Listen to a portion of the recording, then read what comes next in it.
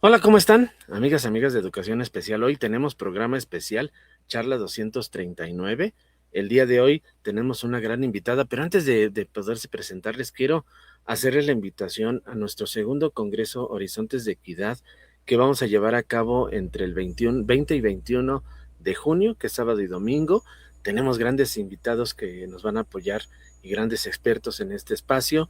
Estará la doctora María Antonia Casanova, el doctor Pedro Covarrubias Pizarro, el doctor Ismael García Cedillo, el doctor Roberto Cruz Vadillo, nuestro amigo también y colega maestro, este, eh, ay, se me fue su nombre, ay, uno de mis compañeros, bueno, también el doctor Tonatiu Lai de Jalisco. Sí, entonces varias personalidades que estarán con nosotros en 2 días, donde hablaremos de varios temas que será muy importante. Entonces, en un ratito les presento aquí también la convocatoria para que ustedes puedan inscribirse. En la página están todos los datos y ojalá puedan acompañarnos en ese espacio.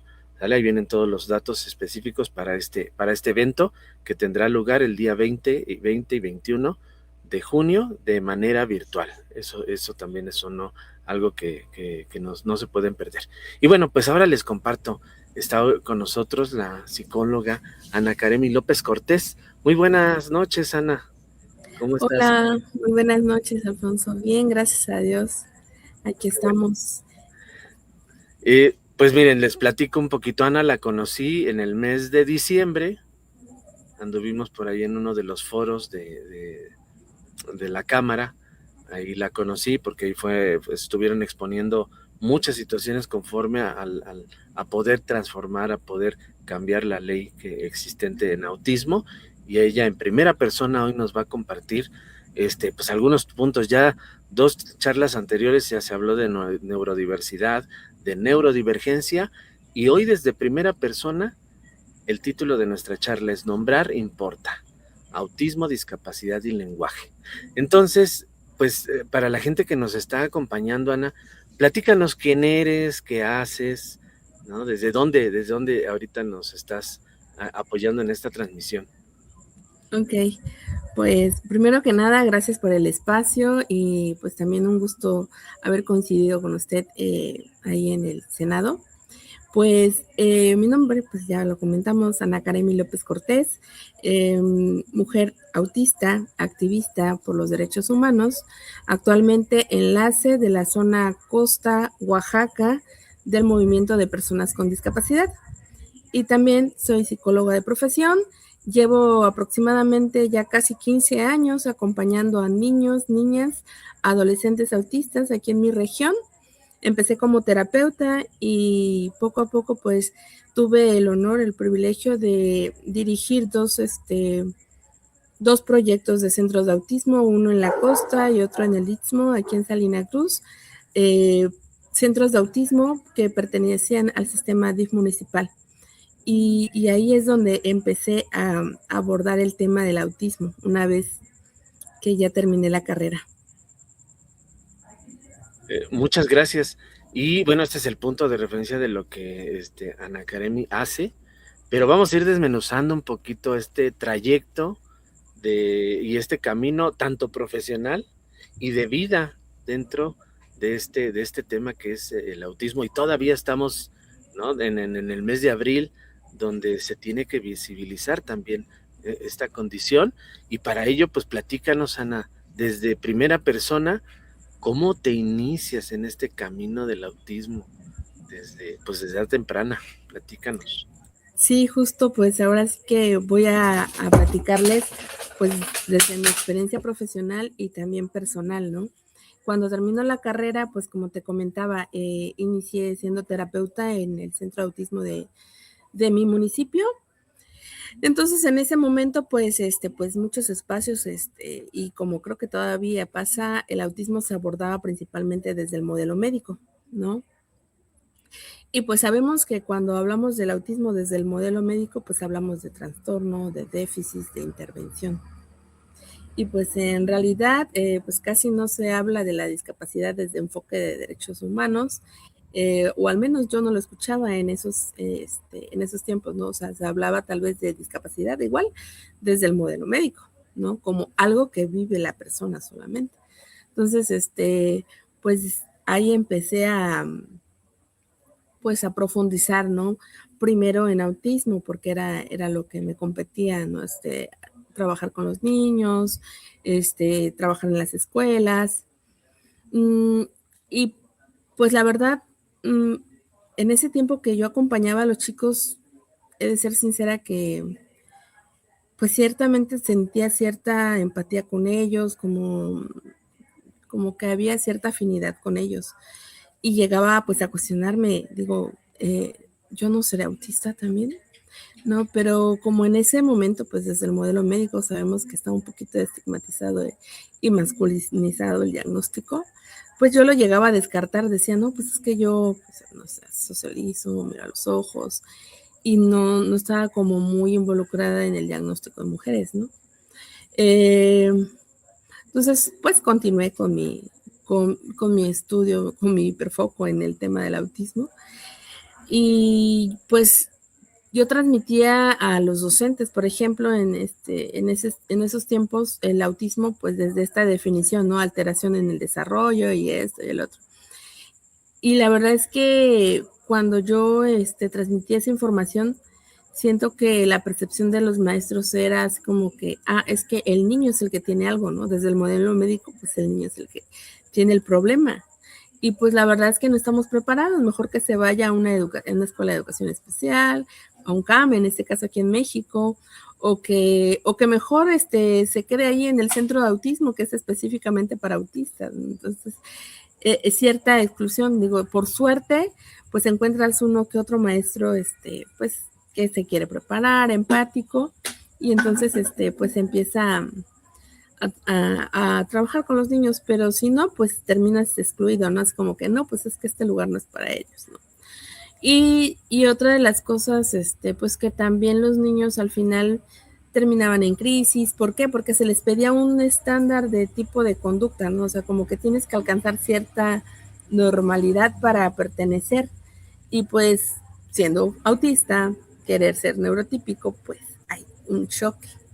Entonces, la verdad, yo sentía que, o sea, pues no avanzaba. Yo decía, ¿por qué entran en crisis? ¿Qué puedo hacer?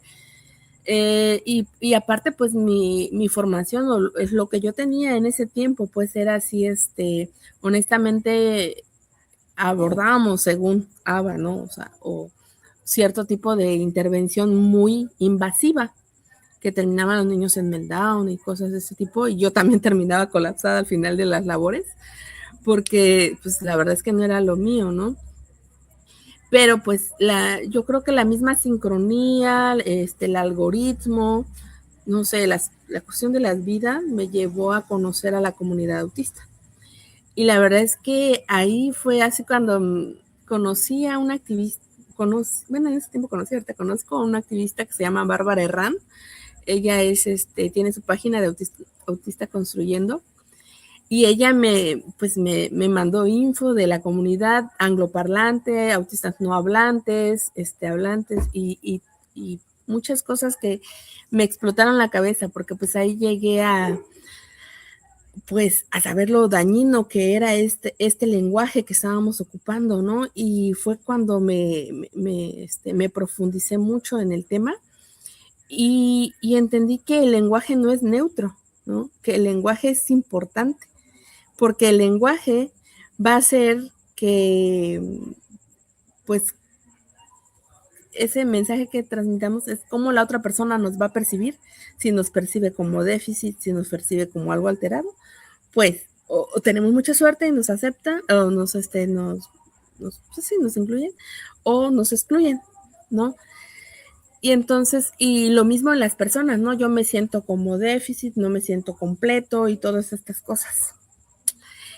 Cuando llego a la comunidad, empiezo a escuchar vivencias de mujeres autistas adultas que recibieron su diagnóstico a partir de que sus hijos recibieron el diagnóstico. Entonces yo dije, entonces soy autista. Entonces no era yo la que estaba mal, ¿no? Sino es el diagnóstico que está muy masculinizado. Y empezamos a conocer muchas vivencias de mujeres autistas. Fue cuando decidí buscar mi diagnóstico clínico, ¿no? Y hacer una evaluación con una psicóloga que también está formada en el tema. Y lo primero que te pasa es el síndrome del impostor, ¿no? Así como que no, yo creo que pues he estudiado tanto que pues no soy. Pero ya después digo, no, es que sí. Y eso fue lo que me llevó a cuestionarme. Cuando ya profundizo en el tema, veo el modelo médico y veo el paradigma de la neurodiversidad que nació de un modelo social también desde esta lucha de las personas con discapacidad. Digo, ahí está, o sea, encontré comunidad, encontré identidad y darme cuenta que, o sea, estudiando investigadores autistas, dije, no es que estemos alterados, es otra forma de comunicarnos, es otra forma de socializar, otra forma de comunicarnos. No hay ninguna alteración. Este cerebro que tengo es igual de válido que todos. No hay un cerebro más correcto que otro, ¿no? Entonces, desde ahí nace mi activismo también. Transmitir que necesitamos saber desde dónde estamos hablando y que cuando hablamos desde un modelo médico, el autoconcepto de la persona, cuando empezamos de infantes o de niños, pues obviamente no te vas no vas a fortalecer ese autoconcepto, todo lo contrario, ¿no? Lo vas a llegar a explotar al punto de que llegue a depresión o cosas. ¿Por qué? Porque no alcanza a ser eso que llamamos normal, ¿no? Que al final no existe. Y cuando hablamos desde tipos de cerebros, y dices, tu cerebro es igual de válido que el de todos, ¿no? Que necesitamos comprender cómo se socializa en este mundo neurotípico, es una cosa, pero no que realmente necesitemos una reparación o rehabilitación, ¿no? Y necesitamos otras cosas, pues, porque hay autistas con mayores necesidades de apoyo que aparte necesitan sistemas alternativos de comunicación y muchas otras cosas para pues realmente tener una vida digna. Entonces ahí empezó mi activismo. Ok, oye, muchas gracias, Ana. Entonces, ya el diagnóstico lo consigues cuando eres adulta, cuando estás en la comunidad, pero Sí. quisiera hacerte, creo que de ahí dos preguntas. La primera, cuando ya te dan el diagnóstico, ya nos comentaste que decías algo pasa por ahí, pero no me di cuenta, ¿sí? Y cuando, no sé si me pudieras regresar un poquito a la etapa escolar, cómo a lo mejor, y ahí quiero hablar un poquito ahí va mi segunda pregunta, del famoso masking en las mujeres, porque también ahí es otra. No sé si podamos aprovechar como esa parte para hablar de eso, ¿no? Como cuando tú retornas a la escuela y ves que a lo mejor te costó trabajo, pero la otra también para que podamos hablar de cómo en las mujeres también se enmascara a veces la condición, porque eso también he visto que genera como dudas, ¿no? Porque no es en esta situación masculinizada, cómo la mujer también enmascara esta condición. Ayúdanos un poquito también a desentramar eso. Claro, mira, te digo, cuando llegas a tu identidad autista y tu diagnóstico clínico, en este caso también, pues como tú dices, ¿no? Vas en retrospectiva de cómo era la infancia, o sea, por ejemplo, yo me recuerdo como una niña alegre, decía y hacía, pero de ahí, hey, eso no se dice. Y yo así de, nunca me explicaron por qué no se decía, ¿no? O yo hablaba y esa niña está loca, habla sola. Y, o sea, pues me costó mucho, la verdad es que me costó mucho lo académico, pero al final comprendí, tal vez no era porque el problema era mía, sino porque la forma en la que me enseñaron, pues no era la mía, o sea, yo no era como que los problemas, no podía ser como que te imaginas que el tren y no sé qué tanto, no, o sea, no tenía este pensamiento que, ahorita se me fue la palabra, pero, o sea, me costó un buen. Y pues al final, pues te decían la burra, la tonta, palabras capacitistas al final del día, ¿no? Y te las crees, o sea, sí es que yo soy burra, es que sí yo soy tonta. Y al final de cuentas yo lo comparo, por ejemplo, con mis peques, que le dicen, es que es un trastorno, tienes una déficit y esto, pues el autoconcepto, te digo, no se fortalece. Y tal vez en mi niñez no tuve un diagnóstico, pero sí tuve estas etiquetas de burro, de tonto y de muchas cosas que al final pues no te sentías suficiente. Y decías, y es que te decían, es que tienes que hacer eso y el otro. Y yo juraba que estaba haciendo mi mayor esfuerzo, pero para los de afuera, no, realmente no lo hacía, ¿no? Entonces, eso también, pues, mm, me costó, o ya de adulta, pues, entenderlo y perdonarlo, ¿no? Porque decía yo, no es que necesites esforzarte más, simplemente tú tienes otro procesamiento, es un poco más lento, necesitas más tiempo, necesitas más ma- este lenguaje figurativo que me gusta, necesitan más imágenes, más para comprenderlo, ¿no? Entonces, ya fui haciendo de mis herramientas y entendiéndome. Lo mismo con la cuestión sensorial, ¿no? Porque yo decía, es que esto me pica, y no, es que cómo va a picar, tú no, cállate y póntelo, ¿no? Entonces, pues desde chiquita te enseñan a quedarte callada mejor. Entonces yo era la más callada del salón, yo no decía nada, y entre más callada, pues mejor, ¿no? Para los maestros. Pero al final, cuando también me pasaba mucho que pues había una injusticia, yo era de las primeras que me aventaba y decía, y al final me decían, no, pues es que eres muy grosera, y yo sí, pues decídense, soy muy tranquila o soy muy grosera, ¿no? Pero era porque pues también no tenía ese filtro de dónde sí decir las cosas, dónde no, y pues sí, sí me voló mucho la cabeza cuando ya llegué a identificarme. Y pues aprendes a ocultar tu esencia para no incomodar al otro, ¿no? Y ese es el famoso masking o camuflaje. Pero ¿por qué se dan más en las mujeres que en los hombres? Y por eso creo que también esa es una de las, creo que de las dificultades para, incluso para poder, identificar, más bien diagnosticar también a las mujeres. No sé si ahí has tenido experiencias Sí. con ello. Nos puedas contar un poquito. Pues porque yo digo, esto es desde mi perspectiva, ¿no? O sea, en el hombre como que pues lo dejan ser, al final es el hombre de la casa, ¿no? Pero las niñas no. Y como que no sé, como que, bueno, por ejemplo, en las cuestiones de intereses, pues yo fui muy de intereses de, digamos, de lo común, ¿no? De la moda o de vestir a las muñecas y cosas de ese tipo, de niñas. Y pues en los hombres autistas es como que o el universo, o los dinosaurios, o los trenes, o cosas más, así como que dice, ¿y qué? O sea, porque no es como vamos a jugar el fútbol o cosas triviales, ¿no? Entonces, suele pasar que es más notorio en los chicos, porque es más, no, o sea, como que es más él, ¿no? Más autista. Y al final las mujeres aprendemos a hacer como que aprender a cómo comportarse. No, o sea, va a variar mucho, no es generalizado, pero en la mayoría de las mujeres. Entonces Ujú. tiene un componente cultural, Yo sí, ¿sí? sí, sí, Hay sí, un componente cultural que sí, entonces bastante. Esa genera, intersección entre mujer y sí, la autista, ¿no? interseccionalidad justo, ¿no? El Sí, género con la condición, ¿no? sí, Y, así es. ok, pues muchas gracias por esa parte, porque luego mucha gente ahí tiene preguntas, entonces el componente cultural juega un papel importante en la mujer, Sí, que es lo que ayuda a enmascarar como toda esa parte de esas características que a lo mejor vemos más, como tú decías, ¿no? Le permitimos más al hombre, y entonces sí, como que tiene esa mayor posibilidad de expresar que la mujer, que a veces vive con esa situación de género, ¿no? Como más dominada, claro, como más usted calladita y todo eso. claro, así es.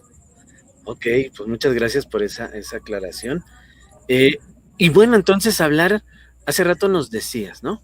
Hay una situación de límite entre la condición por la situación de la neurodivergencia y este componente del enfoque de la discapacidad y el modelo social y el modelo clínico, ¿no?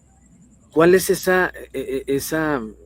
en esos elementos, tú qué consideras también que se debe de abordar desde la discapacidad o desde de esta parte, o lo que está en medio, los derechos humanos. ¿Cómo podemos ahí entender esta condición también y cómo poder acompañar los procesos?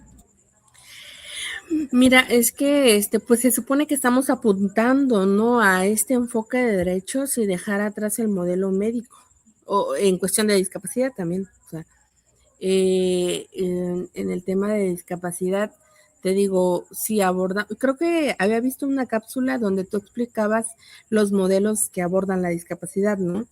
Empezamos con el de prescindencia, ¿no? Donde se pensaba que o era cuando nace una persona con discapacidad, era un castigo o era un mensaje divino, o sea, se veía desde el lado religioso, o se llamaba religioso de prescindencia este abordaje, ¿no? O sea, ¿por qué? Porque decían que como, digamos, no tenía valor en la sociedad, podían prescindirlo, pues decían que en épocas atrás mandaban a los niños al bosque para que se lo comieran los lobos, ¿no? Cosas de este tipo, las personas con discapacidad, porque prescindían de su vida, porque decían que no abonaban, ¿no? Pero trasladamos después al modelo médico. Dejamos atrás, se supone, porque no todavía hay tintes del modelo de prescindencia en la actualidad, la verdad. Pero ya en el modelo médico abordamos la discapacidad y fue, creo, el boom así como en los siglos XX más o menos, cuando las guerras, porque habían más personas con discapacidad, ¿no? Y adquiridas tal vez, ¿no? Pero se quedaban sin trabajo, se quedaban sin seguro, entonces ellos empezaron como a buscar sus derechos, entonces al seguro y esto y el otro.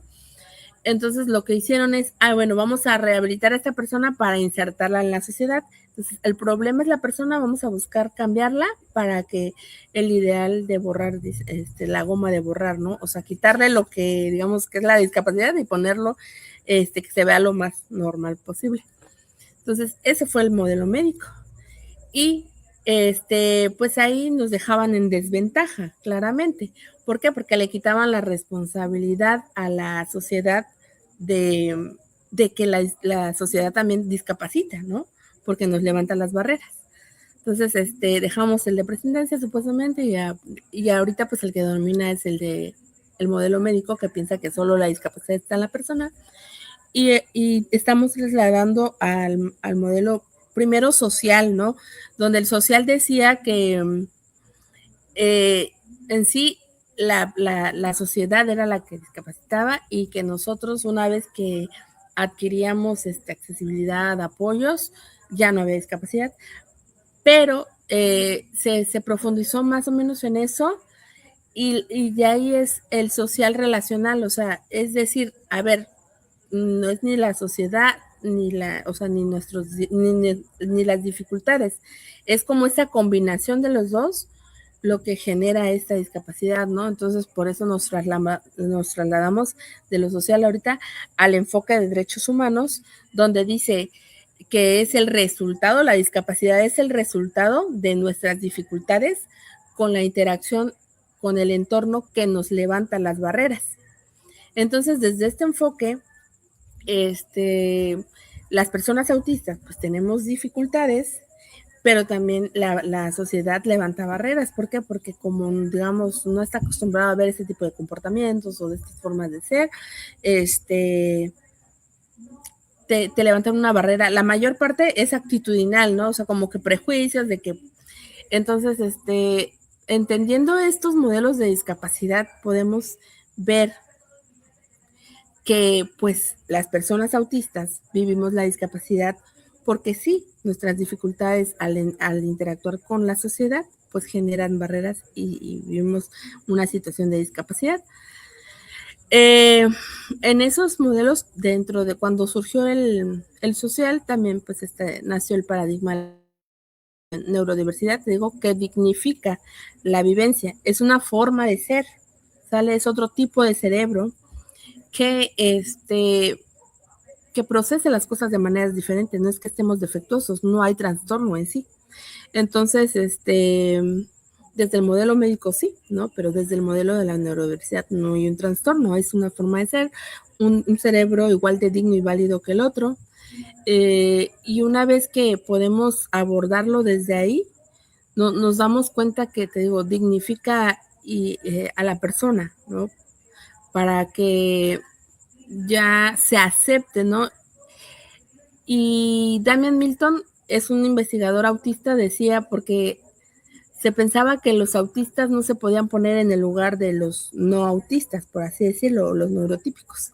Pero Damian decía, no, es que el problema es de doble empatía, ¿no? Problema de doble empatía. Tanto a los autistas les cuesta ponerse en el lugar de los no autistas, como a los no autistas les cuesta ponerse en el lugar de los autistas. O sea, entender la perspectiva de una mente autista, ¿no? Y ahí nos trasladamos a que en el modelo médico, pues, ¿quiénes hacían las teorías? Personas no autistas. Entonces veían nuestros comportamientos y pues nos ponían como el déficit, ¿no? Es que el no autista decía, pues es que no socializa, no comunica, entonces tiene déficit en la comunicación. Entonces, por eso siempre cuando llegan las familias a un diagnóstico de su peque, digo, si lo vas a ver desde el modelo médico, pues lo vas a ver como eso, como un déficit, pero si lo ves desde el modelo de la neurodiversidad, desde la comunidad autista, tu hijo es igual de válido que todos, porque los cerebros son diversos, hay diversidad de cerebros, y no hay nada dañado o erróneo en tu peque, ¿no? Y te vuelvo a decir, el lenguaje importa precisamente porque desde dónde está partiendo. Cuando hablamos desde el modelo médico, por ejemplo, las campañas en sus inicios, pues buscaban una cura, porque pensaban que era una enfermedad, pero ya han pasado mucho tiempo y se sabe que no es una enfermedad, ya está comprobado, no son las vacunas, no son, no sé qué, metales pesados, ¿no? O sea, los autistas existen desde que existe la humanidad. Entonces, ¿por qué la insistencia en seguir diciendo que es una enfermedad? O decir que estamos trastornados, ¿no? Y fíjate que en ese punto es muy complejo porque nos hablas, ¿no? Voy a mencionar, ¿no? Nos hablas desde el modelo social de la discapacidad que le ayuda a la neurodivergencia en el enfoque de derechos, pues también a exigir, ¿no? El trato digno, el trabajo y muchos otros elementos.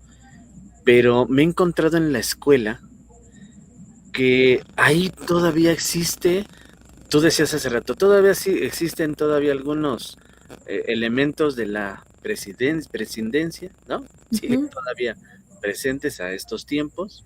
Sí. La otra que pareciera que entonces si eliminamos la barrera, entonces ya atendemos cuando hablamos de discapacidad. Pero si no la vemos en el autismo, en el TDA, en los problemas específicos de aprendizaje, entonces pareciera que no existe.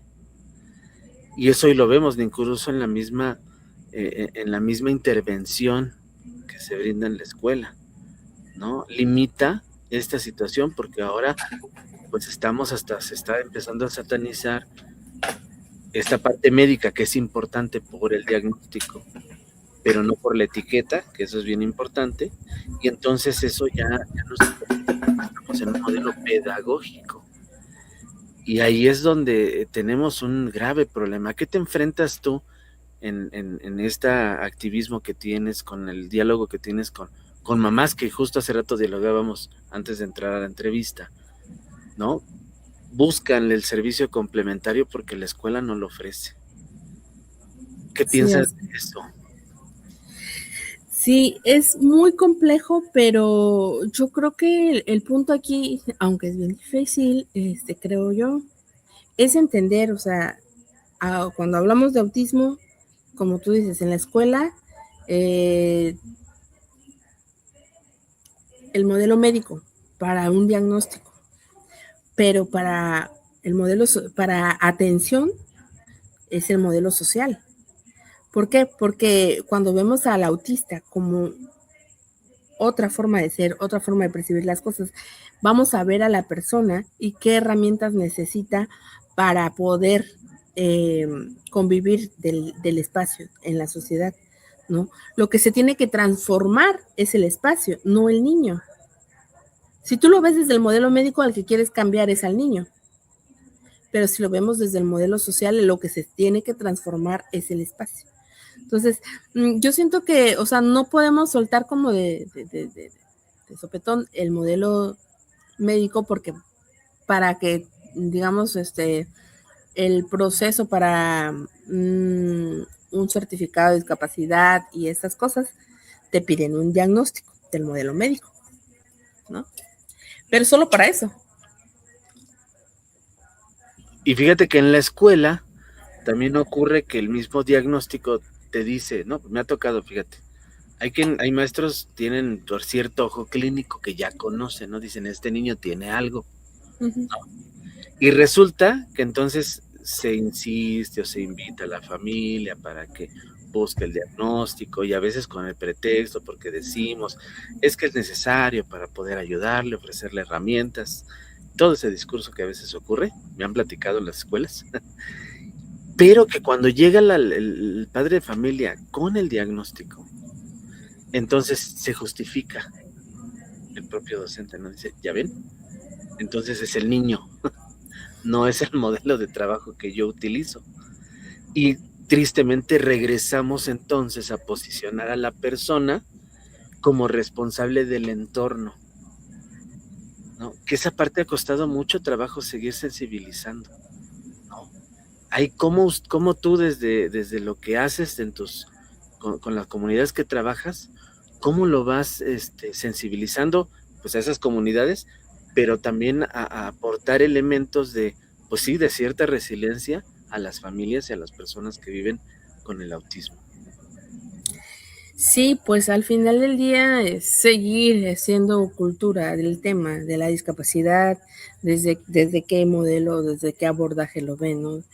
El autismo, porque pues al final esa resistencia a lo mejor de los papás lo mismo porque piensan que el autismo es algo malo, por así decirlo, ¿no? Y es que pues al final de cuentas el modelo médico es capacitista, ¿no? Y ahí es donde también vuelvo a repetir, porque es importante el modelo social, el paradigma de la neurodiversidad, porque pues desde el modelo médico todo es capacitista, es este sistema de opresión que no vamos a dignificar las vidas mientras sigamos viéndolo desde esta mirada, ¿no? Los maestros, no los culpo, pues al final estamos en una sociedad capacitista, ¿no?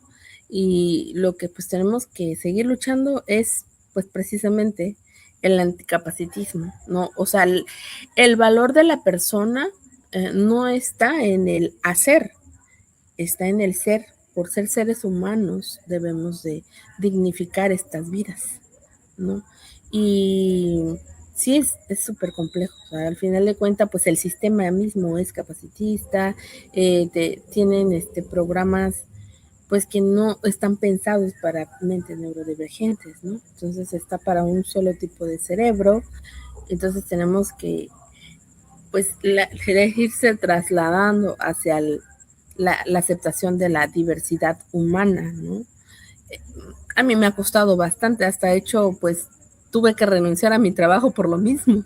Recientemente el año pasado renuncié como directora del centro porque pues, o sea, tanto lenguaje capacitista que uno dice, ya no puedo más, ¿no? O sea, como que no tienen la culpa, yo lo sé, pero si no empiezan a cuestionarse, si no empiezan pues a abrir, a escuchar, y es que la gente ahorita no quiere escuchar, o sea, son muy pocas las que realmente quieren escuchar y cuestionarse sus lenguajes, que vuelvo a repetir, el lenguaje es importante, ¿no? Y por eso es que sigo abogando, renuncié, pero como ahora sí que mi pasión es el acompañamiento a niños neurodivergentes, actualmente sigo siendo terapeuta y acompaño desde ese modelo de respeto, ¿no?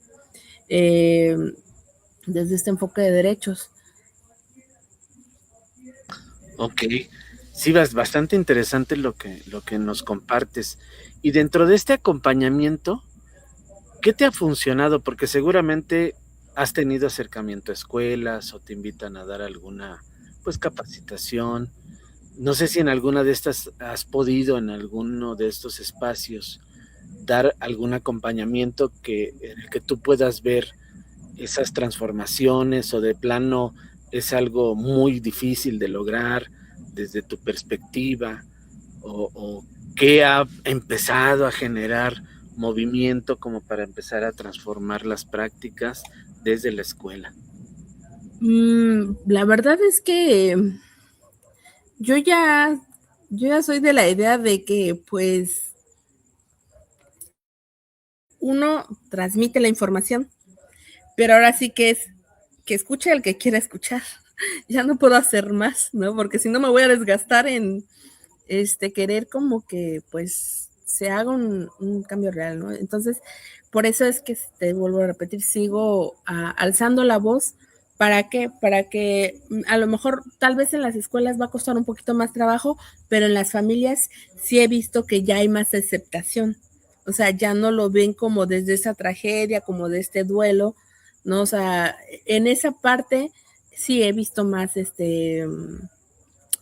beneficios, ¿no? Por así decirlo, o sea, porque eh, te digo, cuando yo empecé, pues sí era muy desde ese modelo médico, pues muchas mamás con duelo, angustiadas, preocupadas, necesito llevarlo a equinoterapia, necesito llevarlo a delfinoterapia, necesito llevarlo a musicoterapia o sea, saturar al niño porque necesitamos curarlo, necesitamos repararlo, necesitamos rehabilitarlo.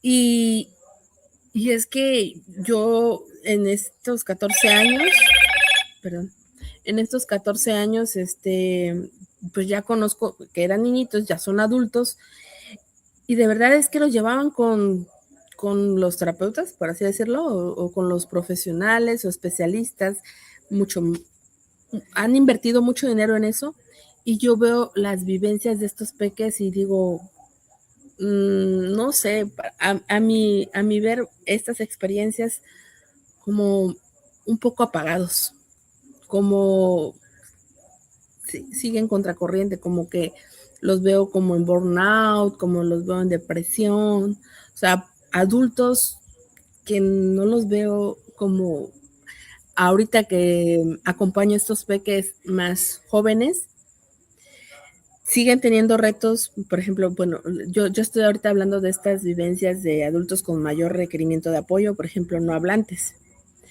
pero veo a chicos tal vez no hablantes, pero que se comunican y las familias se comunican con ellos, o sea, de maravilla, ¿no? Y los veo más radiantes, los veo más felices, ¿no? Entonces, ¿por qué? Porque siento que cuando en casa es un lugar seguro, hay más aceptación, no me están saturando, no me están, interpreto mejor mi ambiente y me abro más al aprendizaje. Yo siempre le digo a las familias, es que todo entorno te va a generar un aprendizaje. En el parque vas a aprender, en la casa vas a aprender, en la escuela vas a aprender, en el taller vas a aprender. Entonces, hay que salir y seguir pues experimentando el mundo, ¿no? Pero desde esta calma, ¿no? Porque yo lo que, pues lo que noto mucho, pues nosotros cuando nacemos, o sea, el sistema nervioso, pues obviamente como viene tan, digamos, activo, ¿no? Y el mundo es un caos. Si aparte de que el mundo es un caos, mi entorno me quiere moldear a como debería de ser, pues mi sistema va a estar en constante caos, va a estar como en sistema de alerta, ¿no? Entonces, he visto mucho también eso en los peques, ¿no? Que difícilmente se enganchan con uno cuando los saturas de querer hacer y esto y el otro. Pero cuando, digamos, te pones al ritmo de él, a su forma de comunicarse, los niños se abren al aprendizaje. Entonces, te digo, desde este enfoque respetuoso, humano, eh, veo niños más felices que desde este modelo médico que en algún momento puso muchas intervenciones que te querían camuflar hacia esto neurotípico. Sí, y fíjate que esto que tú dices puede empezarse a mirar como en ese cambio desde las familias, porque mucha de la población con autismo está empezando a exigir su derecho dentro de las escuelas. Eso creo que es parte de esto que tú dices, ¿no? Las familias se están empoderando con relación a aceptar la condición y entonces a generar oportunidades y están exigiendo además un derecho en la escuela. Claro. De alguna manera va a tener un efecto en la escuela, porque Sí. la escuela misma está obligada a garantizar ese derecho de estar ahí, ¿no? Entonces creo que ese efecto desde las familias se empieza a ver porque están exigiendo un derecho. Los niños con autismo están llegando a las escuelas, ¿no? Esa es una realidad también, están empezando a ejercer este derecho y por ende tendremos que como docentes pues garantizarlo, porque si no también podemos ser, se nos pueden atribuir una serie de consecuencias, no nada más normativas, sino hasta legales, ¿no? Por no garantizar ese derecho que por ley le corresponde a esta población, ¿no? Creo que ahí también hay ese tema. ¿Qué opinas? Sí, y al final creo que, o sea, si las personas se abrieran a ver las diferencias, pues también estas diferencias pueden enseñarle a un neurotípico que son igual de válidas, ¿no? O sea, porque pasa que, bueno, yo saco una conclusión, o sea, cuando las mamás tienen un hijo con discapacidad, sea autista o otra condición, entran en duelo porque tal vez no vivieron la discapacidad en su infancia, en su adolescencia, o sea, como que no convivieron con la discapacidad, ¿ves?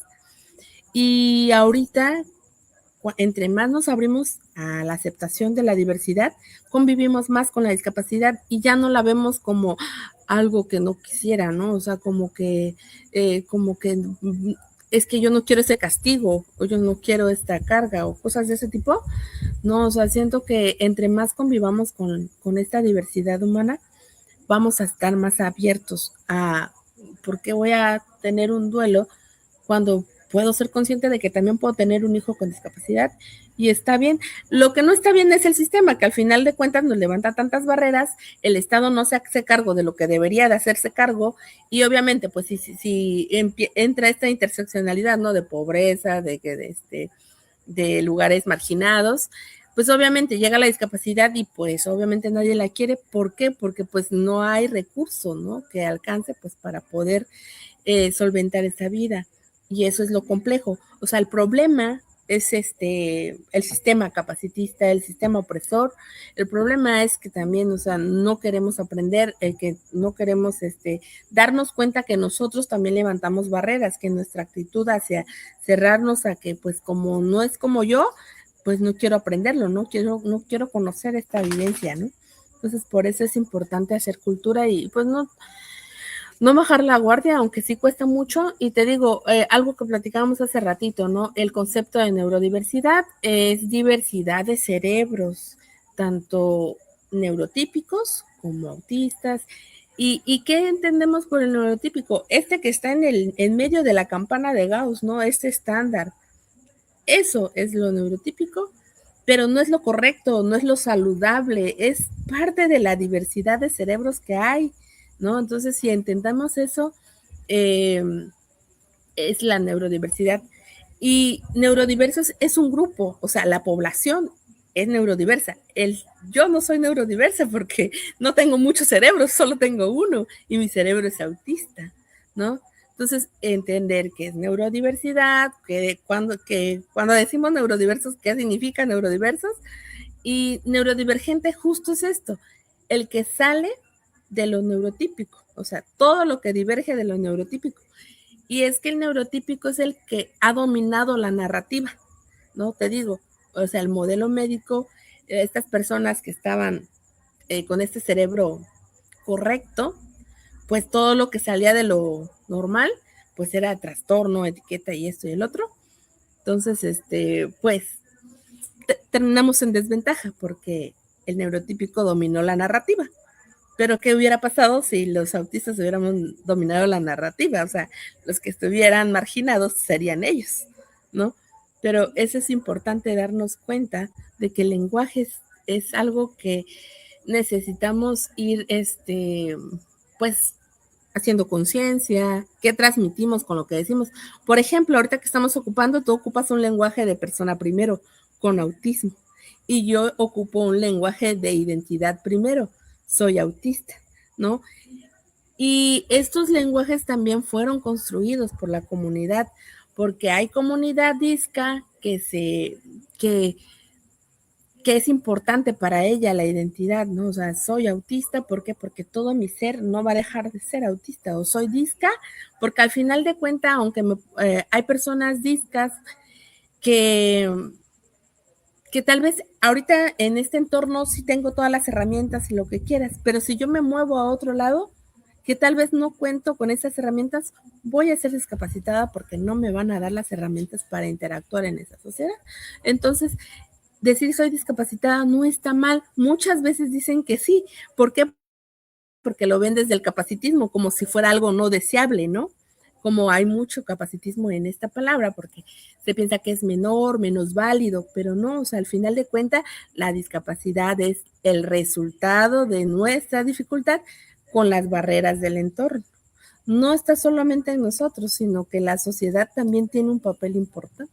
Entonces, cuando entiendes el concepto de discapacidad, no te da miedo o reservas el discapacidad, o sea, y neurodivergente no es para suavizar el término discapacidad, es otra cosa. Neurodivergente lo acuñó Cassiana Sasumasu, una activista con múltiples discapacidades, y dijo, es neurodivergente porque todo lo que sale de lo típico, ¿no? Entonces, por eso ocupamos esos términos.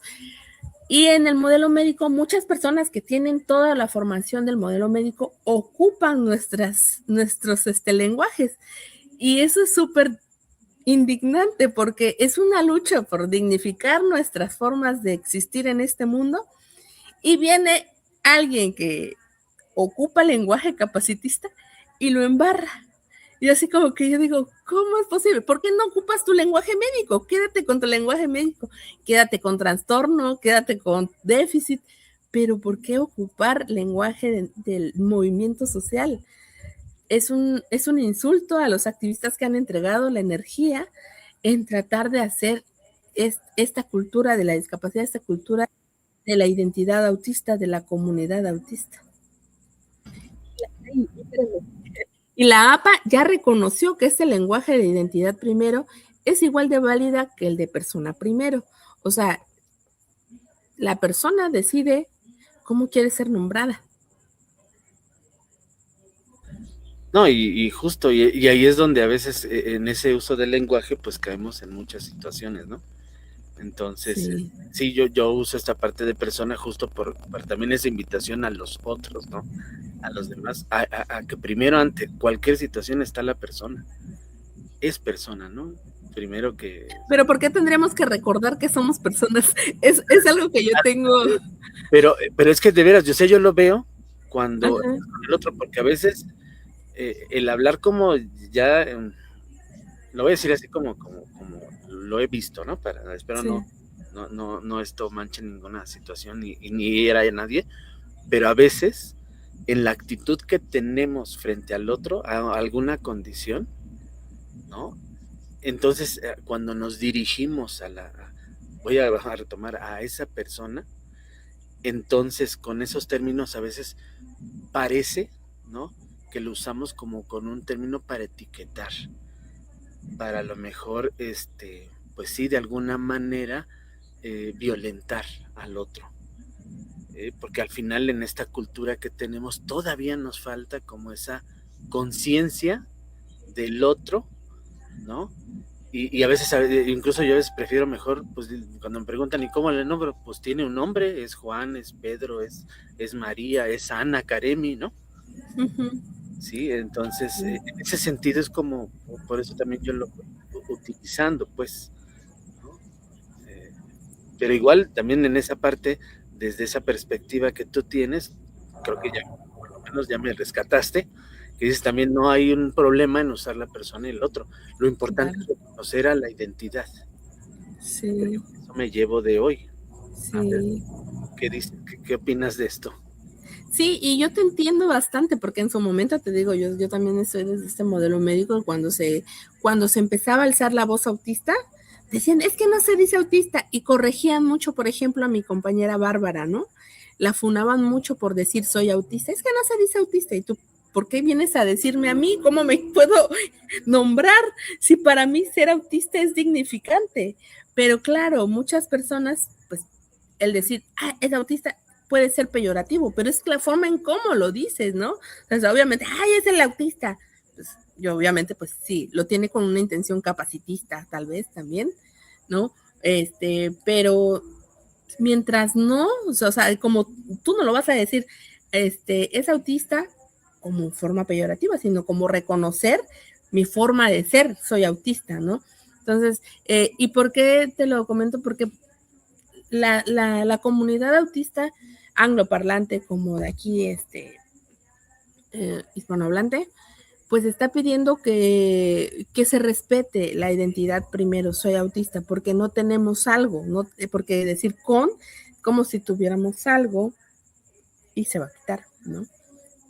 Y eso es por eso es que luego a veces se entra mucho en debate, pero bueno, yo respeto, pues al final te digo, cada quien, ¿no? O sea, tiene sus procesos para este aprendizaje dentro de la comunidad. Y esta del lenguaje de persona primero con discapacidad, con autismo, eh, según tengo entendido, digo, ahí sí puedo equivocarme, no sé, pero viene desde las familias, porque piensan que es peyorativo, porque piensas que es algo indigno, algo malo, algo que no debería decirse, porque el autismo como algo malo, entonces hay que separarlo de mi hijo vale mucho, pero el autismo no, ¿no? O la discapacidad no vale, mi hijo vale mucho, pero la discapacidad no, entonces hay que separarlos. Cuando nosotros decimos, espérate, esto que nombran autismo, estas características que nombran autismo, soy yo, porque así funciona mi cerebro y no voy a cambiarlo, ¿no? Y debo de reconocer que tengo un proceso a lo mejor más lento, que me cuestan los dobles sentidos, que soy muy directa, pero no como algo malo, es como parte de esta diversidad humana, de esta parte de diversidad de cerebros y de percepciones, ¿no? Y luego dicen bueno, o sea, se ha escuchado mucho en los debates, ¿no? Con los papás, es que tú pues eres muy, no me gusta la palabra, pero pues funcional, ¿no? Y entonces, pero no es como mi hijo que me requiere más apoyo. Yo he aprendido de ellos, o sea, hay muchos activistas no hablantes que también están diciendo, soy autista, entonces es igual de válido. Si tú piensas que por no hablar no pienso, pues el que está equivocado eres tú, el capacitista eres tú. Nosotros decimos, presume competencia, aunque tu hijo no hable, él te está entendiendo perfectamente, ¿no? Ok, entonces, en este diálogo contigo, por ejemplo, yo tendría, o para ir haciendo, respetando la identidad, tendría que decir, Ana Karemi es autista. Claro. O Ana Karemi vive con autismo. O sea, no, me prefiero, es autista. ahí Sí. está. Eso quería Sí. también, ¿no? En ese punto. Sí. Entonces, para defender esta identidad y ayudar al respeto a esa identidad. Así es. Ok, pues gracias, Sí. mira, también nos ayuda porque justo en esta forma de poder relacionarte con los otros, con las demás personas, pues entonces hoy yo me llevo esta charla, eso, ¿no? Que no es Ana que es una persona con autismo, no, Ana es autista. Sí, como soy mujer, soy mexicana, o sea, no hay nada de malo en ser autista. Perfecto, eso me llevo. Y para ir cerrando, está bien, bien interesante la charla. Mira, ya casi vamos a llevar la hora. Sí. De volada. Ayúdanos desde primera persona como Ana autista. ¿Qué les pudiera sugerir a los maestros desde esas vivencias de primera persona para a lo mejor transformar esas creencias, para ayudar en la atención dentro de las aulas, en ese respeto no nada más a la identidad, sino también empezar a generar estos apoyos para realmente ofrecer un proceso educativo más integral, que a lo mejor no se, donde a lo mejor no se tenga priorizar necesariamente los contenidos. Claro. ¿Qué tendría Sí, que hacer el maestro desde tu mirada? conocer a sus alumnos, porque al final del día, te digo, mientras tengamos un trato respetuoso, nosotros lo percibimos, pero cuando nos ven desde, ay, ya me tocó el niño autista, pero desde ese lado de, hoy, no, discriminatorio, así como que también lo percibimos y obviamente la vamos a poner más difícil, ¿no? Entonces es conocerlo y integrar sus gustos y también respetar uh, ¿cómo te lo podría decir? Su sistema nervioso, porque a veces necesitan movimiento, no es que te quieran hacer la vida imposible de que se paren y se muevan y el mismo sistema lo necesita, ¿no? Te pide moverte, entonces permitirlos, o sea, al final de cuentas no estamos formando soldados, ¿no? Entonces, creo que también es transmitir a sus compañeros que en el salón hay otra forma de percibir el mundo, hay otro tipo de cerebrito que requiere mayor movimiento, que necesita a lo mejor juegos sensoriales, los fidgets, ¿por qué? Porque necesita estar con estímulos, ¿no? O a lo mejor a él los ruidos son más fuertes y necesita un cancelador de ruido, o necesite, la luz es muy, muy intensa y necesite gafas para atenuar la luz, ¿no? Entonces, pero eso, el que nos los va a marcar es el niño, ¿no? Y no hay como receta para poder, digamos que funcione todo, ¿no? ¿Por qué? Porque al final lo que hoy te funciona tal vez mañana no. ¿Por qué? Porque ese sistema no durmió bien, no comió bien, algo mucho hace ¿cómo le llaman? Tiene éxito eso de las dietas de gluten y caseína. ¿Por qué? Porque al final también el sistema digestivo, y es en todos, no nada más en los autistas, ¿no? Pues hace sus pasadas. Entonces, no tenemos este sentido de la interobsesión medio, pues, diversa.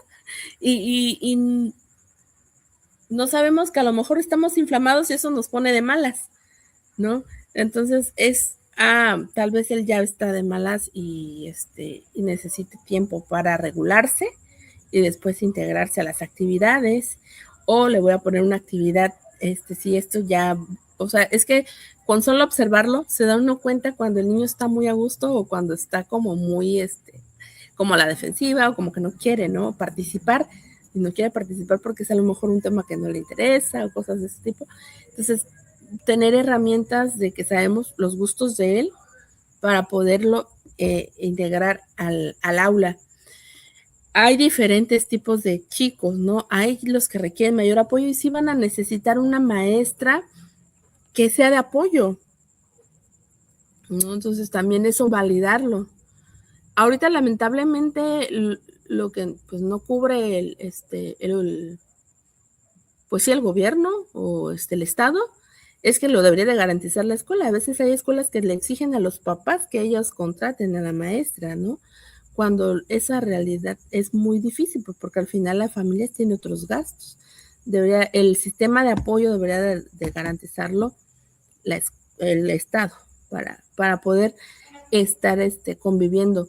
Y te digo, o sea, esta diversidad de sentires o de expresarse, pues al final también es un aprendizaje para los otros niños, ¿no? Y respetar que él requiere de apoyos, que requiere, y a veces hasta de que sabe más de unos temas, ¿no? Porque pues también a veces, o sea, va a ser una biblioteca andante, ¿no? De planetas o sea, y todo eso también es una mente que te puede sorprender, ¿no? Cuando te abres a esta diversidad.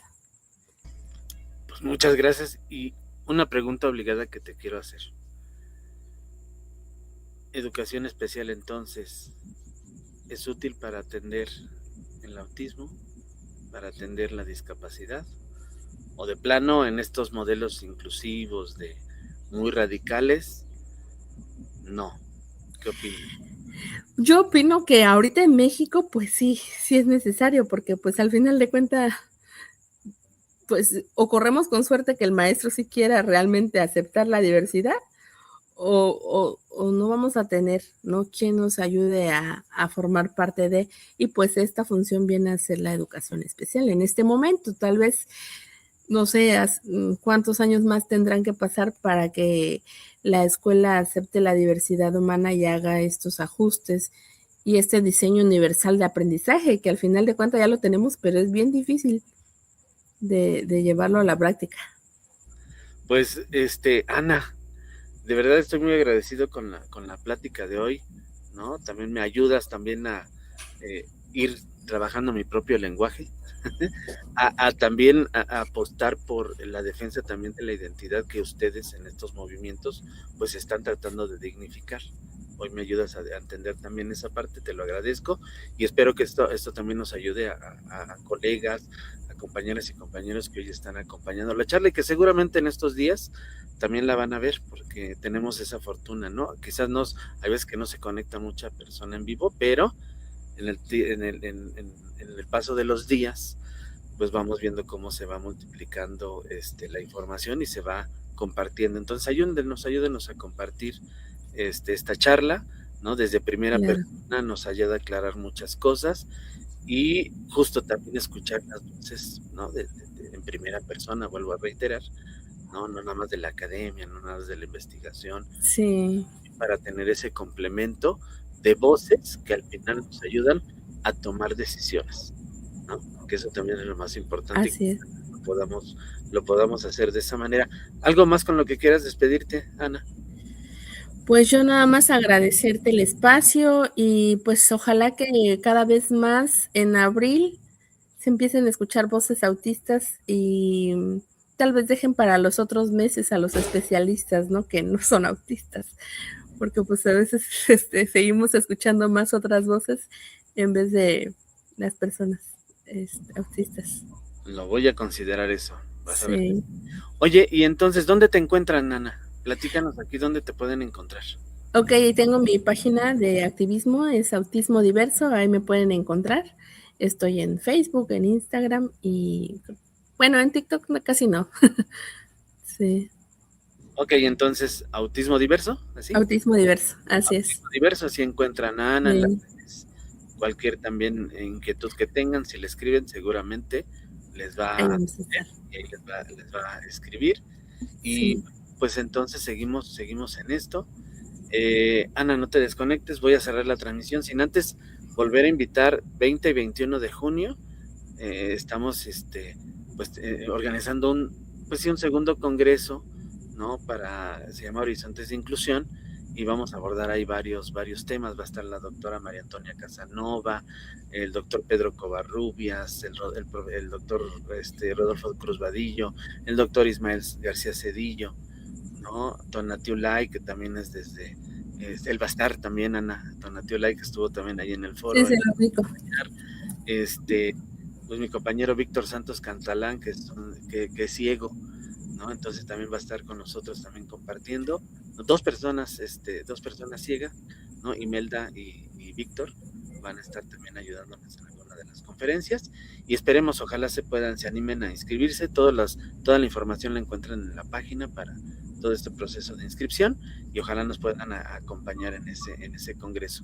Ana, muchas gracias. No te desconectes, voy a cerrar la transmisión y pues Gracias la también. siguiente semana, cuídense mucho. Hasta pronto. Gracias, hasta luego.